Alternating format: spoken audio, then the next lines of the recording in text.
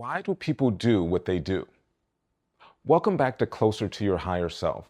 My name is Jerome. I'm a coach and personal trainer, and I've been helping people transform their lives for almost 3 decades now. On this channel, I share things that will help you to be a better version of yourself.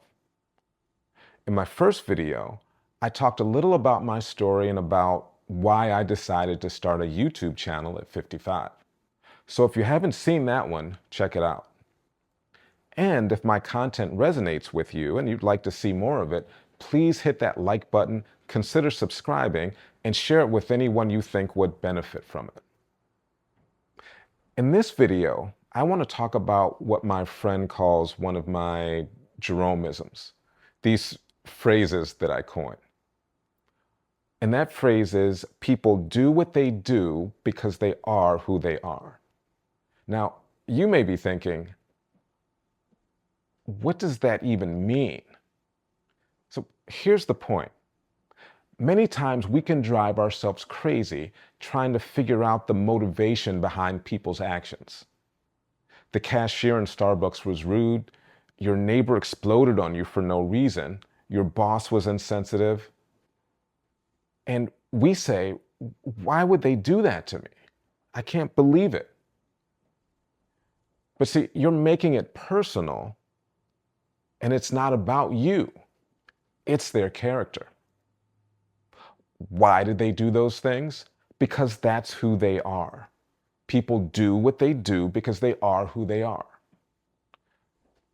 Sometimes I'm watching the news and I'll see a story about something like a bank robbery. And in my mind, I think, who decides they're going to rob banks as a profession? Other people aspire to be lawyers or teachers, but someone else is thinking, yeah, I think I'm going to take up bank robbing. And I just can't wrap my mind around it because it's not in my character. If someone walking in front of me drops some cash or a wallet, I immediately pick it up and return it to them.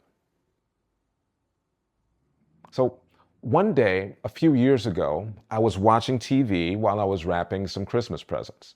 And I happened to turn on Animal Planet channel or something along those lines. And the show I watched was called Fatal Attractions. Now, not the famous movie from years ago. This is Fatal Attractions with an S. It's a show about people's fondness for their unusual pets and how sometimes things take a bad turn. So in this show, we see a woman who talks about how she always was obsessed with Black Panthers, always loved them, always wanted to own one. And so somehow, I can't quite remember, somehow she came to own a Black Panther cub. And she loved it more than anything, cared for it, raised it. There are pictures of her and this cub all over the house. And fast forward into the future a little bit, and the police are called because the Black Panther attacked the woman. Now, they were in the front yard, and the Black Panther was clamped onto the back of the woman's head. Sadly, at the end of this encounter, the panther was no longer alive, and the woman had to have quite a bit of reconstructive surgery. Now, after the incident, in an interview, the woman was in tears, beside herself. Not just because of her injuries, but because she just couldn't understand why the Black Panther would turn on her. After all, she had raised him, loved him, given him a good home. Why? She just couldn't understand.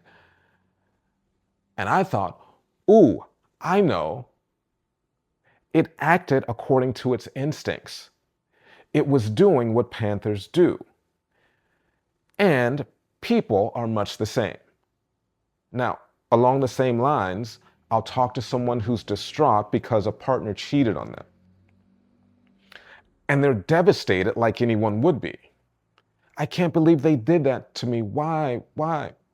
So if you don't know about the person's past and they cheat on you, you'll ask yourself why. It's because that's who they are. They may have cheated on the person they were with before you, and they'll probably cheat on the person they're with after you. And if the partner was in a relationship when you met and they cheated with you, then it's highly likely that they'll do the same thing to you in the future. People don't change for you. We can fall into this trap where we think, well, maybe they did some questionable things before, but it'll be different with me because I'm special.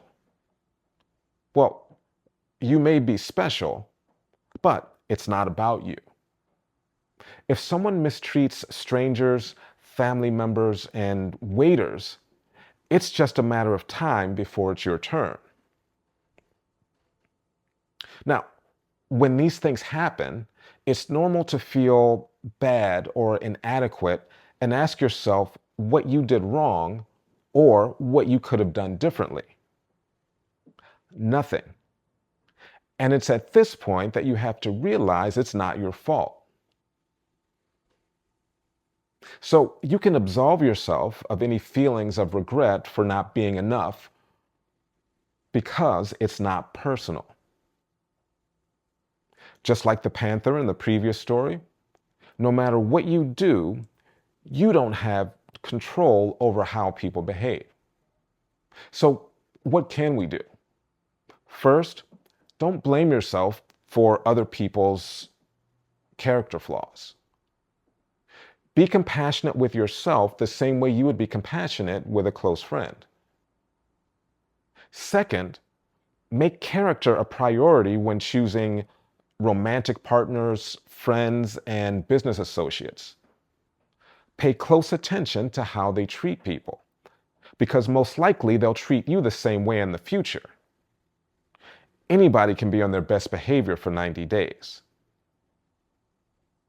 Now, you can't choose your cashier, so in those situations, I just count myself lucky that my interaction is short and I have compassion for the people that they have to deal with on a continual basis. Understand that people's character and way of being influences their behavior. People do what they do because they are who they are.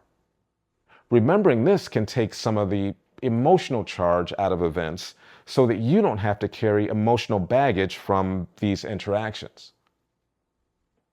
That way you won't have to dwell on it and you can focus on getting closer to your higher self. Now, if you made it this far in the video, thank you so much for joining me, and I hope to see you in the next one.